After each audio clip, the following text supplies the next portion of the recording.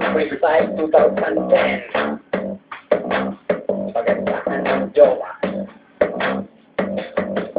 Maalakan ng lolo. Malakihan ng tete.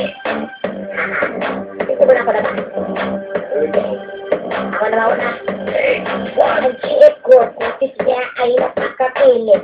Eh, yung GF ko, kutis ay para sa atin. Ang GF ko, tulog sa akin sa isang pulong. Eh, ang GF mo, mahaba ang buhok niya sa ilong. Pipilin mo sa gilid mo ay napakaganda. Eh, napakalaki naman ng kanyang tanga. Sabihin mo na ang GF mo may toothpaste. Bakit ang sonro ginagawa niyang toothpaste? Ang GF ko, tulog ginagamit ang itilyo. Yung GF mo naman mukha ay parang kinanchilyo. Kaya huwag na lang sa akin. Masaya ka kasi ang GF mo, pare, ay napakatabang. Ang GF ko ay matabang sa'yo naman maalam. Tapos yung kanyang balat ay napakapunat. Ang sukat ng kanyang utong ay 1 pulgada. Tapos yung kanyang mani ay nawawala pa. Masyado ka lang moso, wala namang alam. Eh, mani nga, ng jowa mo, palagi nilalanggam. Kaya, huwag na lang mo siya ipagmamalaki. Kasi ang jowa mo, nagkamukha lang sa retoke. Alam mo ba, GF mo lahat na mamama. Eh, ang beses mo nakakawit sa malaka. Sabihin lang namin na wala kang mukha. Meron kaya mukha yun? Oo, meron lang mukha. Meron nga. Oo, puro lang mukha. Take 2. Pagalingan ng lolo. Pagalingan lang ng lolo, panis ka sa akin. Dahil ang lolo ko, malaki ang ute.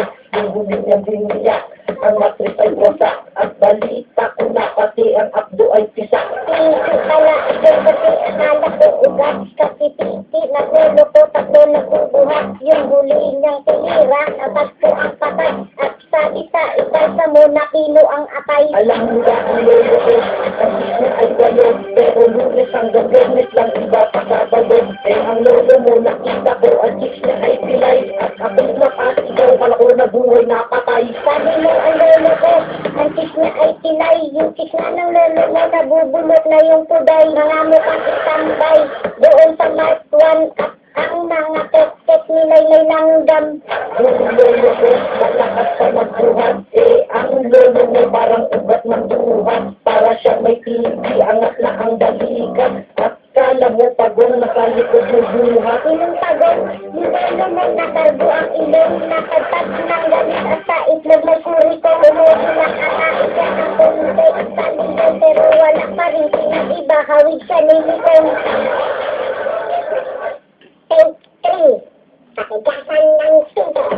Yung patigasan lang ng itik. Mas matigas ang akin. Lahat nasa parapan kahit di na virgin. Di tulad ng sayo, ang titik may malambot. Malambot, pati ang betlog niya. Ano naman sabi ng itik ay malambot. Nakakapagod sa buto, ang tatlo ay natakot. Ang itik laging sayo. Tubig na tubig, bigaya ng sayo liko. At tubig na tubig, walang titik ko nga. Eh kanina lang meron nagsabing titik may tinga. Nakakatawa at wala pa yun sa hilma. Tumitigas ng iyan dahil sa Viagra.